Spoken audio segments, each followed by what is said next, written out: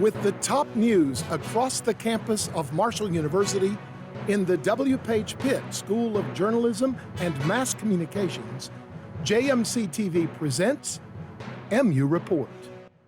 Hello, and thanks for joining us for this edition of MU Report Spring 2025. I'm Jada Mills. And I'm Sarah Davis. MU Report is a student-produced newscast of the W. Page Pitt School of Journalism and Mass Communications at Marshall University.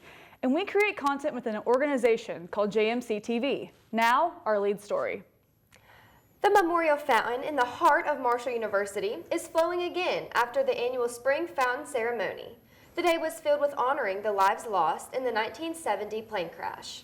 We are Marshall! We are Marshall! 55 years since the 1970 plane crash, and the Marshall community continues to come together in remembrance of the 75 lives lost. When you see that water start, it's just overwhelming. It really is. This ceremony serves as a reminder of renewal and growth for the community as they mourn the plane crash. We come together to remember, to renew, and to reignite that fountain. The story just never gets old. You want to always lift up those players that lives were lost and the families and how that impacted this community. Marshall students say that the love in this community is special. We are defined by what came after, by the community that refused to let tragedy be the end of our story. Just ending up here just showed me that I was here for a reason. And I'm just happy, like I said, to be around a good community of people who really love what they do, show support. It's just all new to me. This ceremony is hosted every April outside the Memorial Student Center, where alumni, football players, students, staff, and community members come together to celebrate the legacy of the 75. It's just a time to both mourn the loss but celebrate also what Marshall is today and what can be in the future. The ceremony is followed by the spring football game, where the current players honor those who played before them. Let's go! We have a story like no other, and today we're going to celebrate a new beginning, a new era in Marshall football. And my staff and I are never going to take this job lightly. We are going to play for the name on the front of our jerseys, not the back.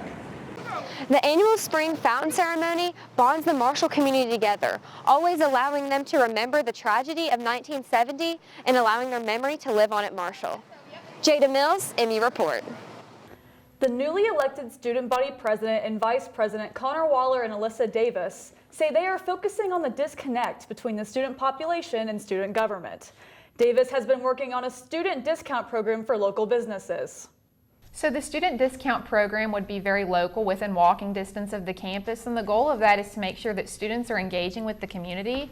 She says she wants this program to be an inexpensive way for students to venture off campus and have some fun at a discounted rate. She added that Glenn's in Pullman Square is already part of the plan, offering a 15% discount to Marshall students.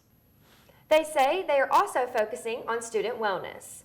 In his closing thoughts, Waller says he wants students to feel comfortable coming to anyone in SGA for their concerns, asking for help, or just to talk. As we mentioned, we're working on student experience, student wellness, student success. So you can see that it's a student-driven idea that we're working towards, but overall, this is all working toward the Marshall community. Commuter students have their own struggles throughout the semester. As Ben Anderson reports, one of the biggest struggles comes with parking their cars. With the spring semester entering the final stretch, parking has become a major concern for commuter students at Marshall University. Many commuter students can agree that this has become a growing and daunting task to battle every day.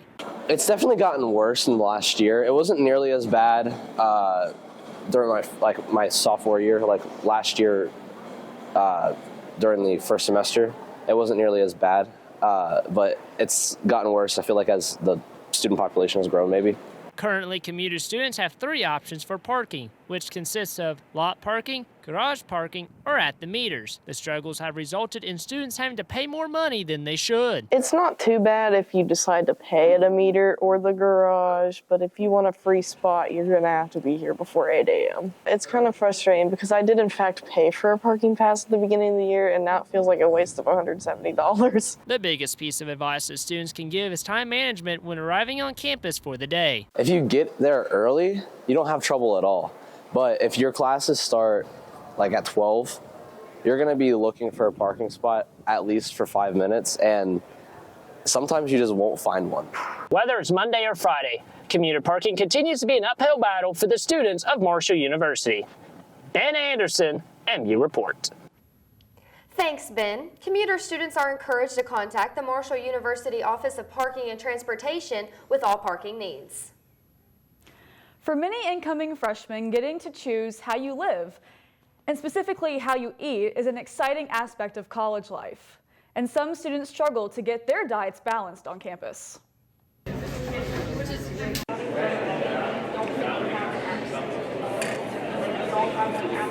That is the sound of a busy weekday inside Marshall's Memorial Student Center.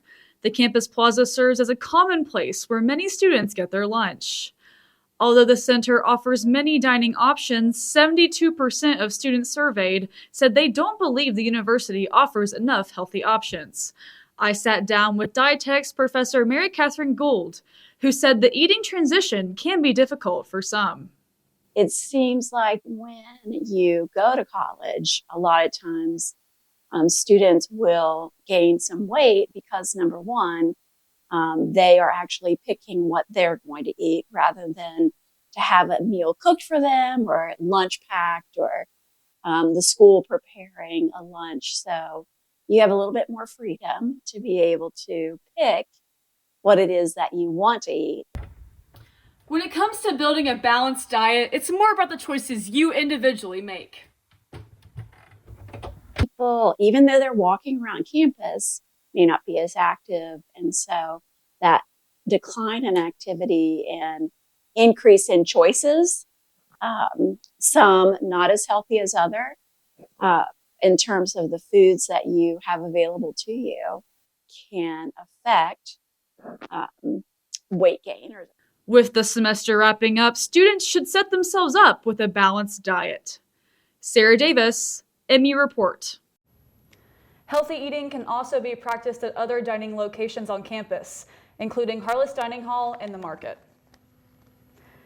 That's all the time we have for this edition of MU Report. Our executive producer is Dr. Chris Swindell, and our newscast content is generated by us, students in the W. Page Pitt School of Journalism and Mass Communications. MU Report is a television lab, and we're glad you're watching.